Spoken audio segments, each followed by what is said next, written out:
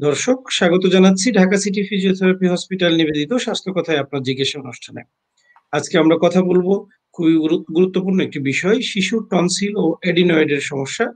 এই বিষয় নিয়ে আলোচনা করার জন্য আমাদের সাথে যুক্ত হবেন ডাক্তার সজল আশফাক, বিশিষ্ট নাক কান গলা বিশেষজ্ঞ এবং স্বাস্থ্য নিবন্ধকার। উনি সাবেক সহযোগী অধ্যাপক, নাক কান গলা বিভাগ, Holy Family medical college hospital. Sir, আপনাকে স্বাগত জানাচ্ছি আমার অনুষ্ঠানে। জি, ধন্যবাদ আমাকে আমন্ত্রণ জানানোর জন্য।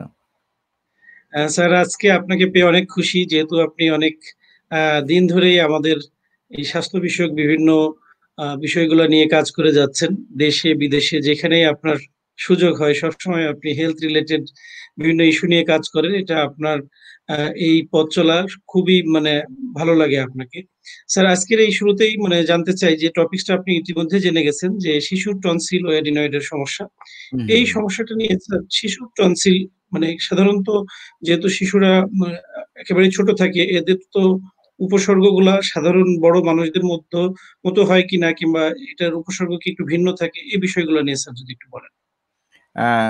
ধন্যবাদ ডক্টর ইয়াসিন। অ্যাকচুয়ালি মানে টনসিলের সমস্যা সব বয়সী হয়, কিন্তু জি স্যার। এডিনয়েডের যে সমস্যাটা সেটা কিন্তু জি, মূলত শিশুদের। শিশুদের। জি স্যার। কারণ হচ্ছে যে এডিনয়েড এবং টনসিল তারা, আমি যদি বলি, তারা একই গোত্রীয় এবং জি, এগুলো জি, জি। লিম্ফয়েড টিস্যু, একই গোত্রীয়। এবং এটা আমাদের শরীরে যে নাক কান গলার যে অংশটা আছে সেখানে একটা ওয়েল্ডার্স রিং নামে একটা প্রতিরক্ষা ব্যুহ থাকে। সেই জি, জি। প্রতিরক্ষা ব্যুহ আসলে নাক এবং গলার ভিতর দিয়ে যে রোগ জীবাণুগুলো ঢুকে সেগুলিকে প্রতিরোধ করতে চেষ্টা করে। তো এটা জি, জি। ছোটবেলায় বেশি দরকার, এই জন্য এডিনয়েডটা থাকে বাচ্চাদের বেশি। জি, এবং জি। এডিনয়েডটা জন্মের পর থেকেই থাকে, টনসিলটাও থাকে। কিন্তু জি, জি। কারো যদি, কোনো বাচ্চা যদি বারবার মানে বিভিন্ন জি, প্রতিকূল অবস্থার মধ্যে পড়ে, লাইক অ্যালার্জি বা ইনফেকশন, এগুলো যদি বারবার তার হতে থাকে, জি, তখন জি, যেটা জি। হয়, তার এডিনয়েডটা নরমাল যে আকারে থাকার কথা তার চেয়ে বড় হয়ে যায়। এবং এই আচ্ছা, বড় আচ্ছা। হয়ে যাওয়াটাই আসলে সমস্যা। এনলার্জড এডিনয়েড বলি আমরা একে। জি, এডিনয়েডটা জি। যদি বড় হয়ে যায়, কিন্তু আমাদের সবারই কিন্তু জন্মের পরে এডিনয়েড ছিল এবং আমাদের জি, জি। এডিনয়েড কিন্তু কাজ করেছে, আমাদেরকে প্রতিরক্ষা দিয়েছে এবং একটা সময় জি, সেটা জি। কিন্তু চলে গেছে। এডিনয়েডের যেটা জি, জি। হয়, এডিনয়েডের একটা গ্রোথ কার্ভ আছে। যেমন এডিনয়েডটা আচ্ছা। যখন বড় হয় ২ বছর ৩ বছর পর থেকে একটু, একটু করে বড় হতে থাকে। ৫ জি, বছরের জি। মাথায় বা ৬ বছরের মাথায় এটা একটা চূড়ান্ত পর্যায়ে পৌঁছায় এবং তারপর আচ্ছা। গ্র্যাজুয়ালি এটার আবার ছোট হয়ে স্লোপটা নিচের আস্তে, দিকে আস্তে। চলে যায়। ১২, ১৩, ১৪ জি। বছরের দিকে একদম মিলিয়ে যায়। সেজন্য আপনি আচ্ছা। ১৩, ১৪ বছরের একটা কিশোর-কিশোরীকে যদি আপনি এক্স-রে করেন বা সিটি স্ক্যান করেন, আপনি কিন্তু তার এডিনয়েড পাবেন না। হয়তো মিশে গেছে। ফাইন্ডিং কিন্তু থাকবে না। হ্যাঁ, কিন্তু যদি কারো এরকম ইনফেকশন থাকে, তার এডিনয়েডটা যদি বড় হয়ে যেয়ে থাকে, সেই বড় জি, জি। এডিনয়েডটা কিন্তু দেখা যায় যে ১৩ ১৪ বছর বয়সে গিয়েও হয়তো ছোট থেকে যায়। হতে পারে না। কিছুটা জি, জি, রয়ে জি। যায়। জি, হ্যাঁ, জি, এবং জি। এই কিছুটা রয়ে যাওয়াটা যেমন একজন কিশোর-কিশোরী বয়সের জন্য সমস্যা, সেজন্য কিন্তু জি, আমরা অনেক সময় অনেক বড়দের ক্ষেত্রেও, খুব এক্সেপশনালি বড়দের জি, ক্ষেত্রেও জি, কিন্তু এডিনয়েড পাই। যে কারণ তাদের জি। হয়তো ছোটবেলায় অনেক ছিল, সেটা ঠিকভাবে ট্রিটমেন্ট করা হয়নি। ইভালুয়েট করা হয়নি, হ্যাঁ, বা চিকিৎসাও করা হয়নি। ইভালুয়েট করা হয়নি বা চিকিৎসাও করা হয়নি বা অপারেশনের কথা বলা হয়েছিল, করা হয়নি, কিন্তু সেটা রয়ে গেছে এবং সেটা তাকে জি, কিন্তু ভোগাচ্ছে। সমস্যা জি, উপসর্গ দিচ্ছে। এটা হচ্ছে জি, জি, জি। এডিনয়েডের বিষয়। আর টনসিল, আপনি জানেন যে এডিনয়েডের পজিশনটা, আমি একটা ছবি দিয়ে যদি দেখাই যে এডিনয়েডের জি, পজিশনটা প্লিজ। এবং টনসিলের পজিশনটা কোথায়, আমার মনে জি, হয় স্যার। সেটাতে আমাদের সাধারণ মানুষ বেশি মানুষের উপকৃত হবে। জি, উপকৃত হবে। আমি একটু দেখাচ্ছি জিনিসটা। জি, প্লিজ স্যার।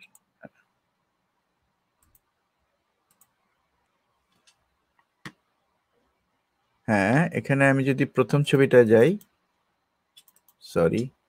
হ্যাঁ, এই যে ১ম ছবি যেটা, দেখুন জি, এডিনয়েডের জি, পজিশনটা দেখুন নাকের পিছনে, রাইট? হ্যাঁ, এটা জি, জি, এটা যদি বড় হতে থাকে, এটা যদি বড় হয়ে ধরেন এই যে পুরো পথটাকে যদি সে দখল করে ফেলে, তাহলে কি হবে? জি, রাস্তাটা জি। ১ম দিকে সরু হবে। শুরু হলে কিছু, কিছু উপসর্গ হবে। কিন্তু যখন শ্বাস অলমোস্ট বন্ধ নিতে হয়ে কষ্ট যাবে, হতে পারে। তখন তার আরো জি, বন্ধ জি, হবে। ইয়েস, এটা তো শ্বাসনালী, রাইট? নাক জি, দিয়ে জি, বাতাসটা আমরা স্যার। নিচ্ছি, শ্বাসনালীতে যাচ্ছে। এটা জি, হলো শ্বাসনালীর সমস্যা হচ্ছে। একইভাবে দেখেন টনসিলটা কোথায়? মুখের ভিতর দিয়ে গলার পিছনে, রাইট? জিহ্বার ২ জি, জি, পাশে, পিছনের দিকে। জি, তো এটা যদি বড় হতে থাকে, এটা বড় হলে কি হবে? এই যে খাদ্যনালীটা, এটাকে বন্ধ করে দিবে আস্তে, আস্তে। এবং এটা রাইট যখন স্যার। সমস্যা হয়, ইনফেকশন হয়, তখন কি হয়? বাচ্চা বা বড়রা কি হয়? ব্যথা অনুভব করে এখানে। গলা ব্যথা ব্যথা অনুভব অনুভব করে করে। এবং খাবার জি, গিলতে জি, অসুবিধা হয় ইনফেকশন জি, হলে। জি, ঠিক এডিনয়েডও কিন্তু ইনফ্লামেশন হয় বা ইনফেকশন হয় এডিনয়েডে, তখনও কিন্তু অল্প ব্যথা হয় এবং মূল ব্যথার চেয়েও বড় সমস্যা হচ্ছে যে এডিনয়েডে আসলে বেসিক্যালি যেটা হয়, এডিনয়েডের এডিনয়েডের মূল সমস্যা যেটা হয় সেটা হচ্ছে এই যে দ্বিতীয় ছবিটা দেখেন, একই ছবি দেখেন, এখানে টনসিলটা অনেক বড় হয়ে গেছে, রাইট, গলার ভিতরে এডিনয়েডটা ঠিকই আছে। তো এগুলি যখন হয় তখন গলা ব্যথা হয়, এই খাবার গিলতে অসুবিধা হয়, এবং এডিনয়েড যখন বড় হয় মূলত আসলে শ্বাসের সমস্যা হতে থাকে। এই শ্বাসের সমস্যা যখন হয় আসলে শ্বাস নিতে কষ্ট হতে থাকে। তো এগুলি আসলে বড় সমস্যা এই সময়। এই জন্য এই সমস্যার ক্ষেত্রে স্যার আপনাদের পরামর্শ কি থাকে? মানে রোগীরা প্রথম যখন উপসর্গ নিয়ে আসলো, আপনারা দেখার পরে যখন দেখলেন যে এডিনয়েডের প্রবলেম আছে, সেক্ষেত্রে কি প্রাথমিক পর্যায়ে স্যার মেডিসিন নাকি কি ধরনের ট্রিটমেন্ট আপনারা দিয়ে থাকেন? খুব সুন্দর প্রশ্ন করেছেন। অবশ্যই এখানে বুঝতে হবে যে উপসর্গটা কি। এখানে উপসর্গ হচ্ছে যে এখানে ফ্যামিলিকে কিন্তু বুঝতে হবে, বাবা মাকে বুঝতে হবে তার বাচ্চার কি সমস্যা হচ্ছে, কারণ একজন ডাক্তার তো আর জানবেন না, রাইট? তারপর ডাক্তার কাছে নিয়ে আসবেন। যে উপসর্গগুলো খুবই ইম্পর্টেন্ট, স্পেশালি এডিনয়েডের জন্য বেশি ইম্পর্টেন্ট বাচ্চাদের ক্ষেত্রে, কারণ এডিনয়েড কিন্তু বাচ্চার অনেক ডিফর্মিটি করে, যেটা আমরা আমাদের অনেক প্যারেন্টসরা জানেন না। আমি একটু ছোট করে যদি বলি, প্রথম যদি উপসর্গ যখন অল্প এডিনয়েডটা বড় হয়ে যখন এটা আংশিকভাবে এই পটটাকে, নাকের পটটাকে বন্ধ করে দিচ্ছে, তখন কি হয়? তখন শ্বাস নিতে কষ্ট হয়, তখন সে নাক ডাকে এবং তার সবসময় নাকে সর্দি থাকে, কারণ নাকের যে সিক্রেশন গুলো বা যে নিঃসরণগুলি তৈরি হচ্ছে সেগুলো তো আমরা সবসময় গলার ভিতর দিয়ে চলে যাচ্ছে প্রতি মুহূর্তে, রাইট? আমরা এটা টের পাচ্ছি না, কিন্তু এদের হয় কি জমে থাকে, তখন সামনের দিকে আসে, পিছনের দিকে যেতে পারে না। হ্যাঁ, তারা দেখে যে নাক টানছে এবং তারা এই নাক বন্ধ থাকার কারণে কি হচ্ছে? বাধ্য হয়ে মুখ দিয়ে শ্বাস নিচ্ছে এবং মাউথ ব্রিদিং, এটা বড় সমস্যা। আপনি আমরা একটা বাচ্চার দিকে যখন তাকাই, বাচ্চার দিকে তাকিয়ে বলতে পারবো যে ওর এডিনয়েড আছে, কারণ সে সবসময় মুখটা ফাঁকা রাখে। ঘুমের মধ্যে মনে হয় ঘেমে যেতে পারে, এই ধরনের একটা। হ্যাঁ, ঘুমের মধ্যে ঘামবে কখন? যখন এটা অনেক বেশি বন্ধ হয়ে থাকবে, বন্ধ হতে যখন সে নাক ডাকবে, যখন তার এই আমরা যে শ্বাস নেই দেখেন ইয়াসিন, আমরা যখন শ্বাস নিই আমরা কিন্তু জানি না আমরা কখন শ্বাস নিচ্ছি, নাই? এটা কিন্তু এফোর্টলেস, আমরা জানি না, we don't know when you are taking breath।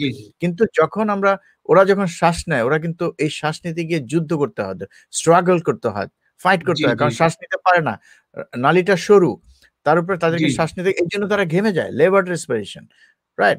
তাদেরকে পরিশ্রম করে শ্বাসটা নিতে হয়। তখন এই পরিশ্রম করে শ্বাস নিতে যখন হয় এবং এই যে রাস্তাটা শুরু হয়ে গেছে, সেটার জন্য কি হয়? সে কিন্তু যেই পরিমাণ অক্সিজেন পাওয়ার কথা পাচ্ছে না, এবং এই অক্সিজেন না পাওয়ার কারণে কিন্তু ব্রেন তার পর্যাপ্ত অক্সিজেন পাচ্ছে না, এবং এটা কিন্তু তার বিভিন্ন মানসিক এবং শারীরিক গঠনে একটা অন্তরায় বাধাগ্রস্ত করছে কিন্তু এটা, এবং শ্বাস নিতে পারছে না এবং হাঁ করে শ্বাস নিচ্ছে। এই হাঁ করে শ্বাস নেওয়ার জন্য যেটা হয়, পরবর্তীতে তার মুখের বিকৃতি ঘটে একটা, হাঁ করে থাকে তো, যেটাকে আমরা বলি হাই আর্টস প্যালেট। হ্যাঁ, হাঁ করলে উপরের মাড়ির যে জায়গাটা আছে না, এটা অনেক উঁচু টেন্টের মতো হয়ে যায়, তাঁবুর মতো হয়ে যায়, উঁচু হয়ে যায়, উপরে দাঁতগুলো উঁচু হয়ে যায় এবং দাঁতগুলো ওভার ক্রাউডিং, এলোমেলো হয়ে যায়, রাইট? এবং মনে হচ্ছে অনেক দাঁত মুখের মধ্যে, এবং এটা হওয়ার জন্য চেহারাটা নষ্ট হয়ে যায়। চেহারা এই যে নষ্ট হয়ে গেল একটা বাচ্চার, এটা কিন্তু আর ফিরবে না কখনো, এবং এটা ফেরাতে হলে কিন্তু আপনাকে ডেন্টাল সার্জনের কাছে দৌড়াতে হবে, এখানে ওখানে দৌড়াতে হবে। কাজে এটা কিন্তু একটা বড় ধরনের তার মানে একটা সাধারণ দর্শকদের জন্য স্যার আসলে এটা খুবই অ্যালার্মিং একটা এবং গুরুত্বপূর্ণ বিষয়, যে বিষয়গুলো না জানার ফলে হয়তো আমরা অনেক সময় ইগনোর করি, বুঝি না। না, এটা ইয়াসিন, এটা বাবা মাকে দোষ দেওয়া যাবে না, কারণ হচ্ছে কি, আমরা তো, তারা যদি জানে তারপর তো করবে, কারণ ধরুন, কারণ সে তার বাচ্চাকে প্রতিদিন দেখছে, তার পরিবর্তনগুলো কিন্তু তার চোখে পড়বে না। আপনি যখন আপনি একটা বাচ্চাকে 2 বছর পরে দেখবেন, 6 মাস পরে দেখবেন, আপনি বুঝবেন আরে তুমি বড় হয়ে গেছো, কিন্তু আপনি আপনার বাচ্চাকে প্রতিদিন তার পরিবর্তনটা আপনার চোখে পড়বে না, এটাই স্বাভাবিক। কিন্তু সে যে হাঁ করে শ্বাস নিচ্ছে, এটা যে স্বাভাবিক না, এটা তো বাবা মাকে জানতে হবে, যখন জানবে তখন সে বুঝবে। কিন্তু একটা হচ্ছে কি, আমাদের সবার মধ্যেই, আমার নিজেদের মধ্যেও এবং বাচ্চাদের ক্ষেত্রে আমাদের মধ্যে একটা ডিনায়াল কাজ করে, আমরা মেনে নিতে চাই না যে আমার এই সমস্যাটা আছে, ডিনায়ালটা আমাদের সবার মধ্যে আছে। কাজে আপনি যদি বলবেন যে ওটা তো স্বাভাবিক, এটা তো নরমাল, এটা তো সে করে, কিন্তু এটা যে অস্বাভাবিক। এখন এইটার জন্য তার চেহারা যে বিকৃতি হয়, আমি আরেকটা ছবি দেখাতে চাই, এডিনয়েড ফেসিস বলে, যে কি জিনিসগুলা এটার মধ্যে হয়। আমি যদি একটু দেখাই স্যার ছবিটা আমরা আরেকটা এটা একটু দেখবো, কিন্তু আমাদের শেষ সময় হয়েছে একটা শিওর, ছোট বিরতি নেওয়ার। বিরতির শিওর, পরেই আমরা ফিরে এসে দেখবো স্যার। অবশ্যই। দর্শক, আমরা দেখছি ঢাকা সিটি ফিজিওথেরাপি হসপিটাল নিবেদিত স্বাস্থ্য কথায় আপনার জিজ্ঞাসা অনুষ্ঠান। আজকে আমরা কথা বলছি খুবই গুরুত্বপূর্ণ একটি বিষয়, শিশুর টনসিল ও অ্যাডিনয়েডের সমস্যা নিয়ে। সময় হচ্ছে একটা ছোট্ট বিরতি নেওয়ার, আমাদের সঙ্গেই থাকবেন। মিসেস সামিহা রহমান একজন ব্যাংকার। বিগত 10 বছর ধরে পেশাগত দায়িত্ব পালনের জন্য তাকে দিনের বেশিরভাগ সময় কাটাতে হয়েছে চেয়ারে বসে। সে কারণে দীর্ঘদিন ধরে কোমর ও ঘাড় ব্যথায় ভুগছেন তিনি। এই ব্যথা সমাধানের জন্য ছুটেছেন দেশের নামিদামি সব হাসপাতালে, খরচ করেছেন হাজার হাজার টাকা। সব আশা ছেড়ে দিয়ে যখন বিদেশে চিকিৎসা নেওয়ার কথা ভাবছেন, তখন অফিসে আসা নতুন ম্যানেজার সামিয়া রহমানকে পরামর্শ দিলেন ঢাকা সিটি ফিজিওথেরাপি হাসপাতালে চিকিৎসা নেয়ার। নতুন ম্যানেজারের কথায় ভরসা রেখে সামিহা রহমান ধানমন্ডিতে অবস্থিত ঢাকা সিটি ফিজিওথেরাপি হাসপাতালে গিয়ে ডাক্তারের পরামর্শ অনুযায়ী চিকিৎসা শুরু করলেন। কয়েকদিনের মধ্যেই তিনি দেখলেন তার দীর্ঘদিনের কোমর ও ঘাড় ব্যথা কমতে শুরু করেছে।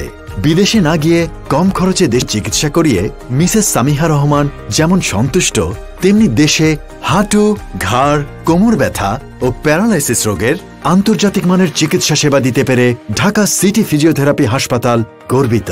ঢাকা সিটি ফিজিওথেরাপি হাসপাতাল, ফিজিওথেরাপি চিকিৎসায় নির্ভরতার প্রতীক। দর্শক, আবারও স্বাগত জানাচ্ছি ঢাকা সিটি ফিজিওথেরাপি হসপিটাল নিবেদিত স্বাস্থ্য কথায় আপনার জিজ্ঞাসা অনুষ্ঠান। আজকে আমরা কথা বলছি শিশুর অ্যাডিনয়েড সমস্যা এবং টনসিল নিয়ে। এই বিষয়ে কথা বলার জন্য আমাদের সাথে উপস্থিত হয়েছেন একজন ডক্টর, বিশেষজ্ঞ, নাক কান গলা বিশেষজ্ঞ ডক্টর সজল আশফাক স্যার। স্যার, আপনি বিরতির আগে যে বিষয়টা দেখাতে চেয়েছিলেন, এখন স্যার আমরা দেখব। জি, আমি একটু অ্যাডিনয়েডের একটা ছবি দেখাচ্ছি।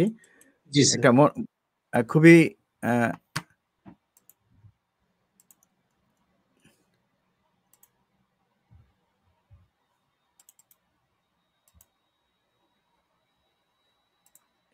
দ্বিতীয় ছবিটা, এই যে এই ছবিটা, হ্যাঁ, জি জি স্যার। এই ছবিটা কি দেখা যাচ্ছে? জি স্যার, স্পষ্টই দেখা যাচ্ছে। এবং একটা ছবি দেখা যাচ্ছে না, অনেকগুলো, রাইট? অনেকগুলোর মধ্যে একটা স্যার মার্ক করা আছে, যেটা হলো আপনার একেবারে রাইট উপরের দিকে রাইট কর্নারে, হ্যাঁ, যেটা। এটা জি জি জি, আপনার এটা মাউসের যে ইয়েটাও আছে ওখানে, পয়েন্টারটা। এটা কি বড় করা যাবে এটা? ওটার উপর ডাবল ক্লিক করলে হয়তো বড় হতে পারে স্যার, একটু দেখবেন। আচ্ছা, আমি এটা ডাবল ক্লিক করছি।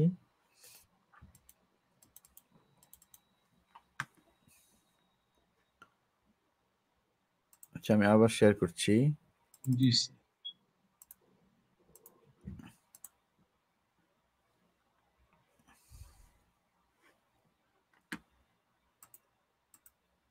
হ্যাঁ, এখন আমি বুঝেছি জিনিসটা।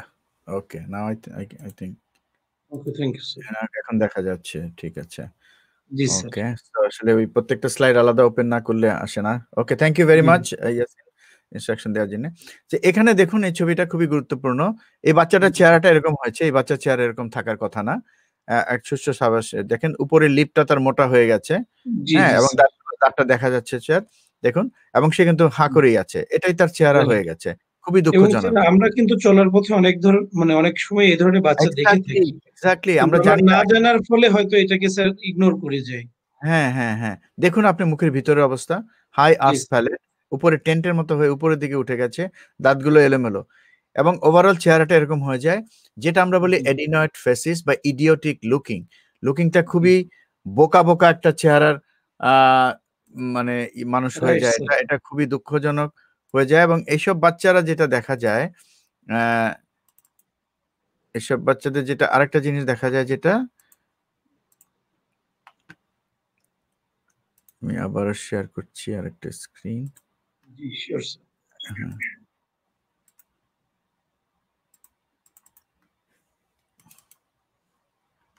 সরি। না না, ইটস ওকে স্যার। এবং এটা প্র্যাকটিক্যালি দেখতে পেরে আমাদের সাধারণ দর্শকরাও স্যার জিনিসটা বুঝতে পারতেছে যে আসলে এরকম হলে তখন তারা হ্যাঁ, চিকিৎসকের মানে এটা শরণাপন্ন হতে এই পারবেন। জিনিসগুলো খুবই ইম্পোর্টেন্ট ইন দ্যাট সেন্স যে এগুলা আ একই ছবি বারবার ওপেন হয়ে আছে।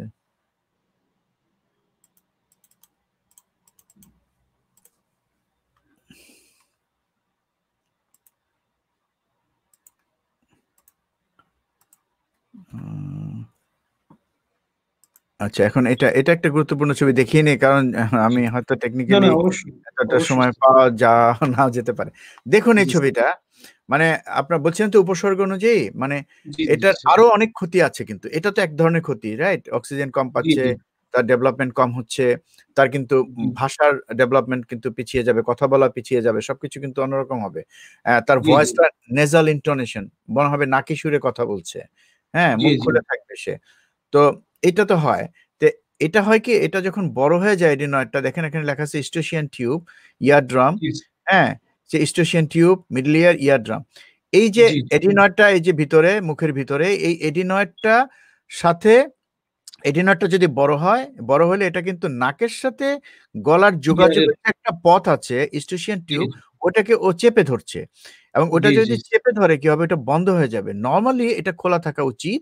কারণ জি, জি, এটা আমাদের মধ্যকর্ণের সাথে আমাদের বাইরের যে এনভায়রনমেন্ট আছে তার সাথে সে জি, একটা ব্যালেন্স রক্ষা করে, বাতাসের জি, চাপের জি, রক্ষা করে। এবং যে কারণে আপনি যখন লিফটে উপরে যাবেন বা নিচে যাবেন বা ফ্লাই জি, করবেন, জি, তখন দেখবেন যে আপনার কানে কিন্তু একটা শব্দের মতো হয়, একটা পপ আপ হয়। তো এই জি, জি, শব্দটা কেন হয়? এটা স্টেশন টিউবটা তখন বন্ধ হয়ে যায়। জি, হ্যাঁ? জি। সেজন্য মানে আমরা বলি আমাদের যে ভারসাম্য রক্ষা করতে সাহায্য করে। সাহায্য করে বাতাসের, ইকুইলিব্রিয়াম জি, হ্যাঁ, বাতাসের জি, জি, ইকুইলিব্রিয়াম মেইনটেইন করে, বাতাসের চাপ।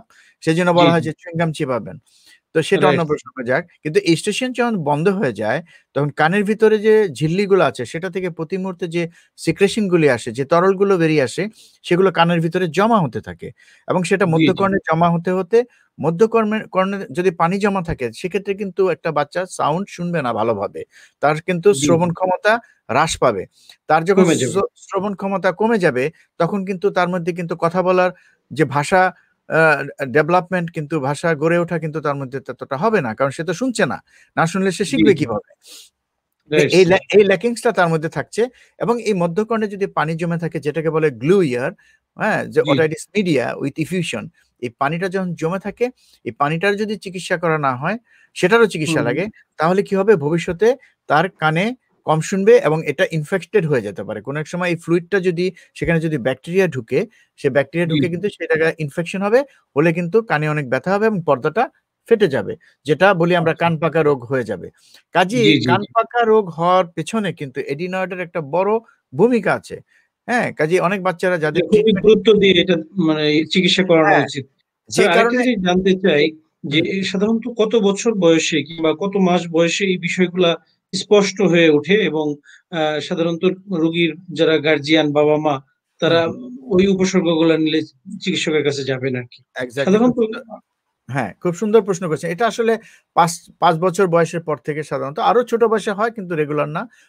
জি, মোটামুটিভাবে ৫, ৬, ৭, ৮ এই বয়সেই বেশি হয়। ৮-১০ বছরের মধ্যে এটা বেশি হয়। বিশেষ করে জি, এডিনয়েডের সমস্যাটা বেশি হয়, বা অনেকের যদি অল্প-টল্প থাকে, হয় কি ওই যে জি, বললাম বয়সের সাথে, সাথে মিলিয়ে যায়। হয়তো তাদের জি, মানে তাদের অবস্থা ভালো হয়ে যায় যদি তারা সামান্য আচ্ছা। চিকিৎসা নেয়। তো যেটা জি, হচ্ছে যে এই বয়সে এই উপসর্গগুলি হবে। নাক বন্ধ থাকবে, হাঁচি সর্দি হবে, বেশি ঘন, ঘন আ আ মুখটা খোলা রাখবে, আ রাতে নাক ডাকবে এবং দেখা যাবে জি। ঘুমের মধ্যে সে স্ট্রাগল করছে, ঘুমের মধ্যে একটু অস্থির, অস্থির করছে, আ ঘুমাতে রেস্টলেস পারছে না, থাকবে। জি, রেস্টলেস, স্যার। হ্যাঁ, ঘুমাতে পারছে না।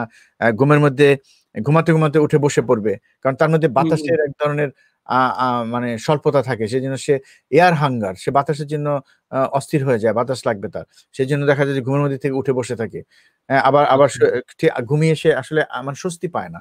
তো এগুলি জি, যখন জি। হয় তখন ডাক্তারের কাছে যেতে হয়, বা কারো যদি সাথে কানে ব্যথা থাকে, মনে হয় হুম, যে, হুম। আর যদি মনে হয় বাচ্চা টেলিভিশনে ভলিউমটা বাড়িয়ে দিচ্ছে অন্যদের চেয়ে, তাহলে বুঝতে জি, হবে সে জি, কানে জি। কম শোনে। এই জি, জি। বিষয়গুলো লক্ষ্য রাখার বিষয় আছে। তখন স্যার যদি অনেক নিয়ে ধন্যবাদ। যাওয়া হয়, হ্যাঁ, জি, তখন যদি নিয়ে যাওয়া হয় সামান্য একটা এক্স-রে করেই কিন্তু বোঝা যায়। আজকাল এন্ডোস্কোপি আসছে, এন্ডোস্কোপি ধরলেও কিন্তু এডিনয়েড দেখা যায়। এবং জি, জি, সবচেয়ে বড় কথা হচ্ছে যে সাথে একটা কানের পরীক্ষা আমরা সবসময় করি। একটা কানের পরীক্ষা করলে বুঝতে পারি যে তার কানের মধ্যে ফ্লুইড আছে কিনা। যদি ফ্লুইড জি। থাকে, সে কতটুকু কম শুনছে সেটাও কিন্তু বোঝা যায়। মেজার তবে করা এই যায়। সার্বিক হুম। অবস্থাটা যখন পাওয়া যায় চিত্রটা, তখন জি, অবস্থা অনুযায়ী ব্যবস্থা। যদি অডিনয়েড অত বেশি বড় না, তার অ্যালার্জিক জি, জি, ফ্যাক্টর আছে, অনেক অ্যালার্জি আছে, ঘন, ঘন অ্যালার্জির প্রবণতা আছে, জি, বা জি, মধ্যকর্ণে ফ্লুইড টা জমেনি এখনো। শোনাটা মোটামুটি ভালোই আছে। সেক্ষেত্রে জি, কিন্তু অ্যান্টি অ্যালার্জিক মেডিসিন দিয়ে যদি ট্রিটমেন্ট করা যায়, বা ইনফেকশন থাকলে যদি একটা অ্যান্টিবায়োটিক দেওয়া যায়, তাহলে দেখা যায় কিন্তু বাচ্চাটা আস্তে, আস্তে ভালোর দিকে চলে জি, যায় এবং একটা বয়সের পরে ভালো হয়ে যায়। জি, কিন্তু জি, যদি সেটা অনেক বেশি বড় এডিনয়েড, যেটা তার বাতাস নেওয়ার পথকে বাধাগ্রস্ত করছে, তার স্লিপ অ্যাপনিয়া হচ্ছে, ঘুমের মধ্যে শ্বাস নিতে পারে না। স্লিপ অ্যাপনিয়া এখন উন্নত বিশ্বে কিন্তু এই এডিনয়েডের জন্য স্লিপ অ্যাপনিয়াকে বেশি গুরুত্ব দিচ্ছে, কারণ স্লিপ অ্যাপনিয়া তার মস্তিষ্কের যে ডেভেলপমেন্ট সেখানে বড়ভাবে মানে ব্যাপক ক্ষতি করে, অক্সিজেন সাপ্লাই কম হয়, জি, এবং তার ইন্টেলেকচুয়াল ডেভেলপমেন্টে অনেক ক্ষতি করে, সেজন্য এটাকে অনেক বেশি গুরুত্ব দেয়। স্যার এই বিষয়গুলো নিয়ে আমি আপনার কাছে জানবো, আমাদের সময় হয়েছে আর একটা ছোট্ট বিরতির। অবশ্যই, শিওর। দর্শক, আমরা দেখছি ঢাকা সিটি ফিজিওথেরাপি হসপিটাল নিবেদিত স্বাস্থ্য কথায় আপনার জিজ্ঞাসা অনুষ্ঠান। আজকে আমরা কথা বলছি শিশুর টনসিল ও অ্যাডিনয়েডের সমস্যা নিয়ে। আমাদের সঙ্গেই থাকবেন, কিছুক্ষণের মধ্যে ফিরবো। ঢাকা সিটি ফিজিওথেরাপি হাসপাতাল, আধুনিক চিকিৎসা সেবার নিশ্চয়তা। ডাক্তার এম ইয়াসিন আলী স্যারের তত্ত্বাবধানে চিকিৎসা দেওয়া হয়।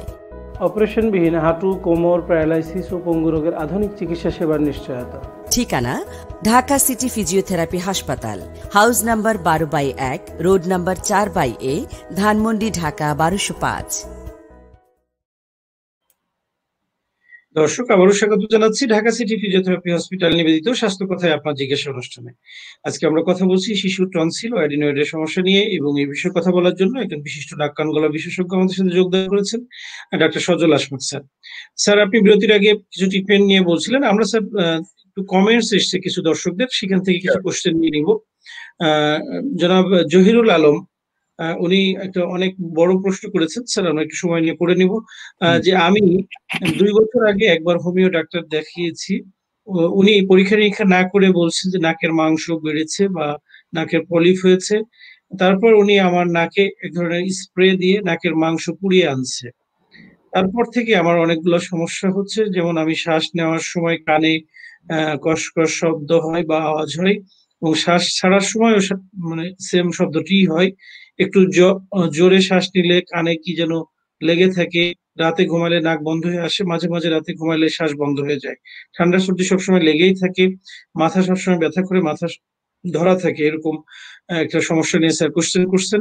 যদিও আজকে প্রোগ্রামের সংশ্লিষ্ট না, আপনি একজন নাক কান গলা বিশেষজ্ঞ হিসেবে ওনার একটা অ্যানসার যদি। জি অবশ্যই। জহির সাহেবের যে সমস্যা, আসলে ওনার সমস্যাটা উনি যেটা বলেছেন যে নাকে পলিপের মতো হয়েছে বা নাকের মাংস বেড়েছে। এখানে বিষয়টা হচ্ছে যে নাকে তো অনেক ধরনের সমস্যা হতে পারে। এক নম্বর হচ্ছে অ্যালার্জি হতে পারে। অ্যালার্জি হওয়ার কারণে নাকের ভিতরে যে ইনফেরিয়র টার্বিনেট থাকে, সেই টার্বিনেটস গুলি ফুলে যেতে পারে। সেটাকে অনেকে পলিপ ভাবে, কিন্তু পলিপ সেটা না। পলিপ দেখতে একটু ফ্যাকাশে রঙের হবে, একটু আঙুরের মতো রং হবে। কিন্তু যেটা ইনফেরিয়র টার্বিনেট সেটা কিন্তু পিঙ্ক কালারের, সেটা কিন্তু গোলাপি রঙের হবে, সেটা কিন্তু পলিপ না। সেগুলি অন্য বিষয় আছে। কিন্তু টার্বিনেটও যদি বড় হয় নাক বন্ধ হয়ে যেতে পারে, নাকে পলিপও হতে পারে। কিন্তু নাকের পলিপ হলে যেটা করতে হবে, আসলে আপনি ইয়াসিন জানেন যে ইভালুয়েশন একটা বড় জিনিস। আমার কি হয়েছে সেটা আমার জানতে হবে। সেটাই। এখন জহির সাহেবের উচিত ছিল একটা সিটি স্ক্যান করে আসলে এই যে পলিপ আদৌ আছে কিনা এটা জানা।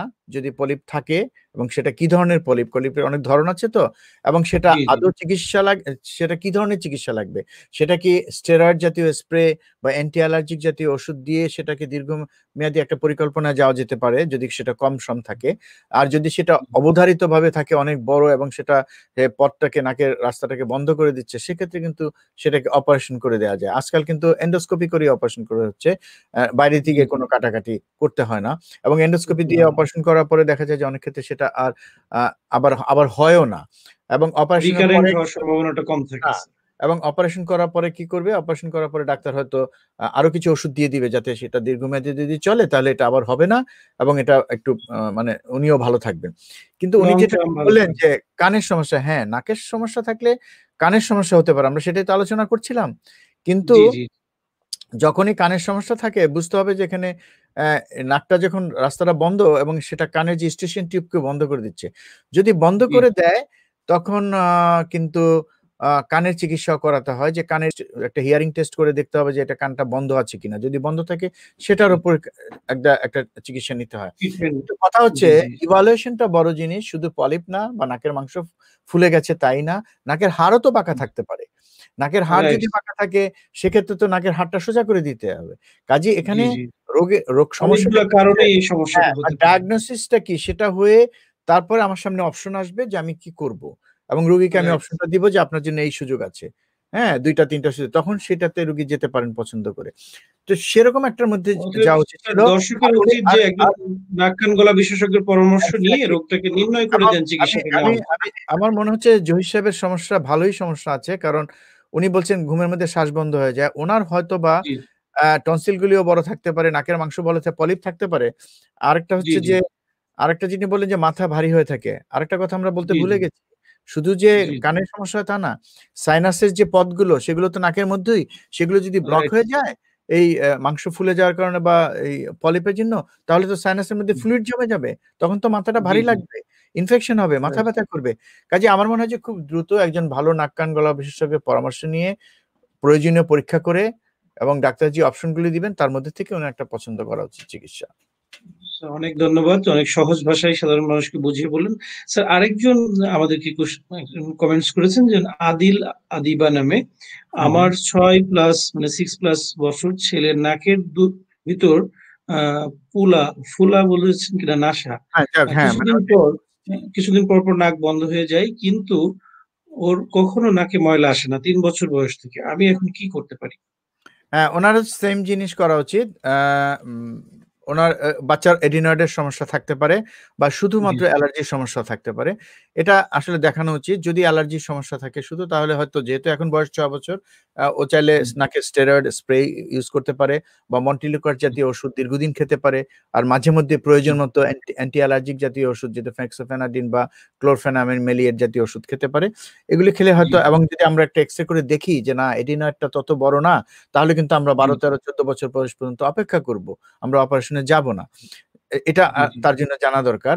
আর যদি এডিনয়েডটা অনেক বেশি বড় থাকে এবং সমস্যাটা মনে হয় যে প্রকট, এটা কানকে এফেক্ট করেছে, সাইনাসকে এফেক্ট করেছে, ইন দ্যাট কেস কিন্তু হয়তো অপারেশনের কথা আসবে। কিন্তু তার আগে আসলে তো ইভালুয়েট করা উচিত, এবং আমার মনে হচ্ছে না যে অপারেশনের বিষয় আছে এখানে। হয়তো ওষুধ দিলেই সে ভালো থাকবে, নাকের স্প্রে, অ্যান্টি অ্যালার্জিক ওষুধ যে কোনোটা, অথবা মন্টিলুকাস দীর্ঘমেয়াদী যদি চলে, বাচ্চাটা ভালো থাকবে এবং তার শ্রবণ ক্ষমতাটাও টেস্ট করা উচিত ঠিক আছে কিনা। ধন্যবাদ স্যার আপনাকে। জি দর্শক, আপনি আশা করি আপনার উত্তরটা পেয়েছেন এবং আপনি কাছাকাছি আপনার একজন বিশেষজ্ঞ নাক কান গলা বিশেষজ্ঞ পরামর্শ নিয়ে আপনি সেই অনুযায়ী ব্যবস্থাটা নেবেন। স্যার আমরা যে প্রসঙ্গে ছিলাম, আপনি ট্রিটমেন্টের বিষয়ে আসছিলেন, মাঝে আমাদের দর্শকদের উত্তর আমরা দিলাম। স্যার ওই ট্রিটমেন্টের শেষ অংশটা আমাদেরকে যদি বলেন। হ্যাঁ, মানে এডিনয়েড এবং টনসিলের কথা তো বলাই হচ্ছে না। এডিনয়েড যদি অনেক বেশি বড় থাকে, যদি শ্বাস নিতে অসুবিধা হয় এবং সেটা তার ঘুমের সমস্যা করে, এবং সেই ঘুমের সমস্যাটা তার এতটাই করছে যেটা তার ডেভেলপমেন্ট সহ অন্যান্য অনেক জিনিসে হ্যাম্পার করছে, তখন কিন্তু আসলে অপারেশনে যেতে হবে এডিনয়েডে। এবং এডিনয়েডে অপারেশন করার পরে সেটার ফলো আপের বিষয় আছে, সে বাচ্চাকে ফলো আপ করতে হবে। তার যে ফ্যাক্টরগুলি ছিল, যদি অ্যালার্জি থাকে বা ইনফেকশনের প্রবণতা থাকে, সেগুলোর জন্য তাকে প্রয়োজনীয় ওষুধ দিতে হবে, দিয়ে কিন্তু বাচ্চাটাকে ফলো আপ করতে হবে আপ টু 13-14 বছর বয়স পর্যন্ত। তারপরে কিন্তু তার আর এই সমস্যা হয়তো থাকার কথা না। এটা এডিনয়েডের ক্ষেত্রে। এবং এডিনয়েডের সমস্যা যাদের থাকে, দেখা গেছে গবেষণায় তাদের বেশিরভাগেরই সাথে টনসিলের সমস্যা থাকে। হ্যাঁ, এবং সেক্ষেত্রে কিন্তু এডিনোটনসিলেক্টমি আমরা বলি, এডিনয়েড এবং টনসিলটা ফেলে দিতে হয়, এবং দেখা যায় যে তাদের টনসিলগুলিও বড় বড়, এবং সেই বড় শুধু বড় মানে সেক্ষেত্রে কিন্তু আমরা ইনফেকশনের কোনো প্রমাণ অনেক সময় পাই না। হ্যাঁ, শুধু বড় হয়ে আছে, ব্যাকটেরিয়াল ইনফেকশন হয় না, শুধু বড় হয়ে থাকে। সেক্ষেত্রে হাইপারট্রফি হয় আর কি, বড় হয়ে যাচ্ছে, সেক্ষেত্রেও ফেলে দিতে হয়। কিন্তু শুধু টনসিলের ইনফেকশনও যদি হয়, সেটাও কিন্তু প্রথমেই আমি সিদ্ধান্ত নিব যে অপারেশন, তা কিন্তু না। আমাকে কিন্তু বুঝতে হবে যে এটা কতদিন ধরে হচ্ছে, কিভাবে হচ্ছে, মানে অনেকগুলো ফ্যাক্টর রয়েছে যে অপারেশন লাগবে কি লাগবে না। আচ্ছা, যেটা বলা হচ্ছে যে সাম্প্রতিককালে বিভিন্ন মানে অ্যাসোসিয়েশন থেকে, আমেরিকান বিভিন্ন অ্যাসোসিয়েশন থেকে যেটা বলা হচ্ছে, কারো যদি 1 বছরে 7 বার টনসিলের ইনফেকশন হয়, মানে গলা ব্যথা হচ্ছে, একটু জ্বর আসতেছে, 1 বছরে 7 বার, বা গত 2 বছরের মধ্যে 5 বার, অথবা গত 3 বছরের মধ্যে প্রতিবার মানে 3 বার করে হচ্ছে গত 3 বছর ধরে, এরকম যদি হয়, তাহলে বুঝতে হবে যে তার হয়তো অপারেশন লাগবে। অথবা কারো যখন এই যে এডিনয়েডের সমস্যার জন্য খেতে পারছে না, টনসিলের সমস্যার জন্য খেতে পারছে না, প্রায়শই জ্বর আসছে, এবং সেটা যদি পরীক্ষা করে দেখা যায় যে সেটা স্ট্রেপ্টোকক্কাস জাতীয় ব্যাকটেরিয়া সেখানে আছে। আপনি জানেন যে স্ট্রেপ্টোকক্কাস কিন্তু হার্টের সমস্যা করতে পারে, কিডনির সমস্যা করতে পারে। কাজেই সেটার জন্য কিন্তু ওটা হতে পারে, হ্যাঁ, এবং সেটা কিন্তু সোর্স অফ ইনফেকশন হতে পারে। ইন দ্যাট কেস কিন্তু সার্জারিতে যেতে হয়। এবং এই টনসিলের সমস্যাও এটা ইভালুয়েট করতে হবে, কিন্তু প্রাথমিক পর্যায়ে যদি অল্প স্বল্প ইনফেকশন থাকে কিন্তু ওষুধ দিয়ে ট্রাই করতে হবে, চেষ্টা করতে হবে। সাইজটা যদি অত বড় না থাকে চেষ্টা করে যেতে হবে, এবং একটা সময় যদি বেশি ইনফেক্টেড হয় তাহলে তো আসলে অপারেশন করতেই হবে। আরেকটা কথা, কখনো যদি কারো জানি যে শিশুদের ক্ষেত্রে যে টনসিল অপারেশনের ক্ষেত্রে কি বয়স সীমা নির্ধারণ করা হয়, যে এত বয়সের পরে কিংবা সাধারণত কত বছর বয়সে স্যার অপারেশন গুলো করা হয় টনসিলের ক্ষেত্রে? হ্যাঁ, এখন বয়সের বিষয়টা হচ্ছে তো সমস্যার উপর নির্ভর করে। সাধারণত ৫-৬ বছর বা তার আগে তো এই সমস্যাটা হয়ই না। যখন হয় না জি তখন তো আসলে ৫-৬ বছর বয়সে হলে অপারেশন করা যায়। কিন্তু আমি আমার স্যার। অভিজ্ঞতা দেখেছি, আমি বাধ্য হয়েছি করতে।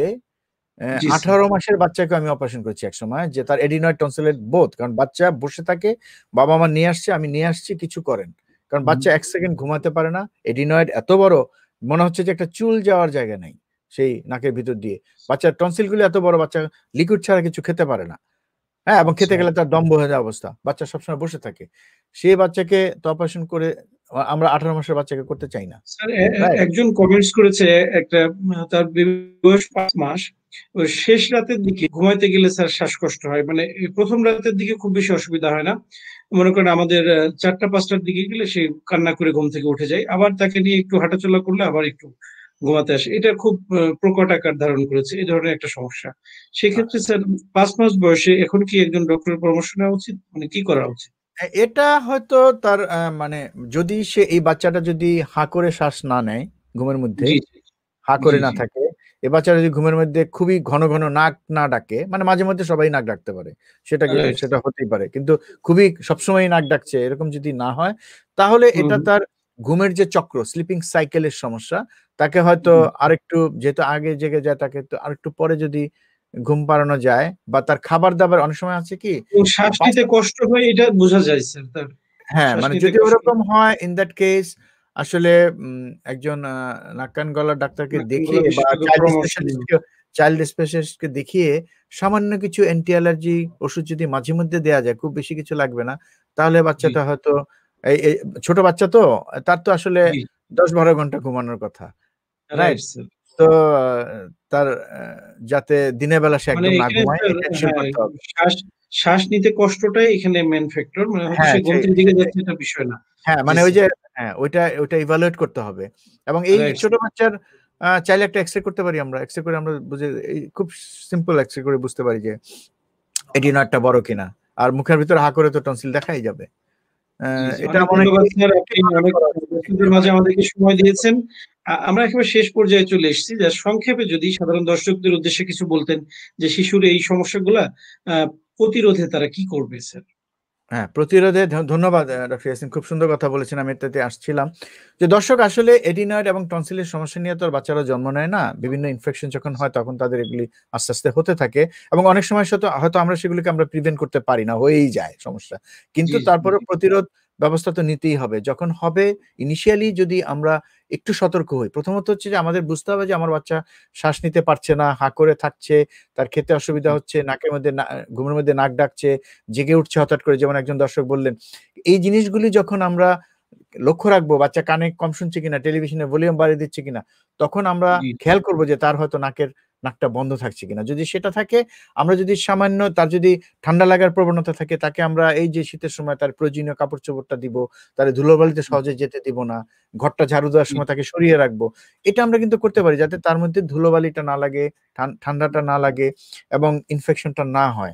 এবং আমরা জানি যে কি কারণে ইনফেকশন হয়, সেগুলি থেকে আমরা বাচ্চাদেরকে সরিয়ে রাখবো, এবং জি, প্রয়োজনীয় গরম কাপড়-চোপড় দিব। এবং একজন আপনার ১ম দিকে আপনি একজন শিশু বিশেষজ্ঞের পরামর্শক্রমে যদি অ্যান্টি অ্যালার্জিক ওষুধ, বা এখন তো মন্টিলুকাস খুবই ভালো ওষুধ। এটা যেকোনো বয়সে জি, খাওয়া যায়। এটা খেলে কিন্তু প্রতিরোধ হয় এইসব জিনিসগুলো। তখন কিন্তু দীর্ঘমেয়াদী যদি খেতে থাকে, আস্তে, আস্তে কিন্তু তার এই অ্যালার্জির প্রতি সহনশীলতা বাড়বে, এবং সে সহ্য করতে পারবে, এবং সে ভালো বোধ করবে। এবং এটা যখন হতে থাকবে, তাহলে কিন্তু বাচ্চাটা ভালো থাকবে, এবং সবচেয়ে বড় কথা, আপনার বাচ্চাটাকে লক্ষ্য রাখুন। এটা একটা বড় বিষয়, এবং প্রয়োজনীয় ওষুধ দিন, এবং কিছু ভাইটামিন দিবেন যদি লাগে। আজকাল ভাইটামিন দিতে বলা হচ্ছে, জি, প্রয়োজন অনুযায়ী। প্রয়োজন জি স্যার। অনুযায়ী সেগুলো দিবেন।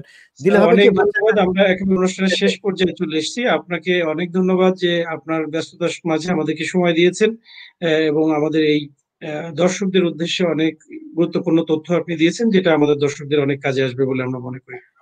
অবশ্যই ডক্টর ইয়াসিন, আপনাকে অনেক ধন্যবাদ। আপনার এই চ্যানেলের স্বাস্থ্যকথার যারা ছিলেন তাদেরকে ধন্যবাদ। এবং অবশ্যই আজকে আমরা যেটা আলোচনা করেছি আপনাদের মধ্যে যদি সামান্যতম সচেতনতার সৃষ্টি করে, তাহলে আমি মনে করি ডক্টর ইয়াসিন এবং আমাদের প্রয়াস সার্থক হবে।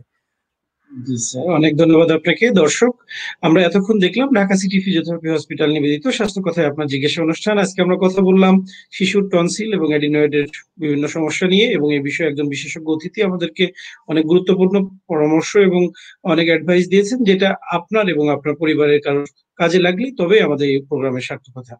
এবং আশা করি আপনারা সেটা মেনে চলবেন, এবং আগামী পর্ব দেখার আমন্ত্রণ জানিয়ে এখানে বিদায় নিচ্ছি। আল্লাহ হাফেজ।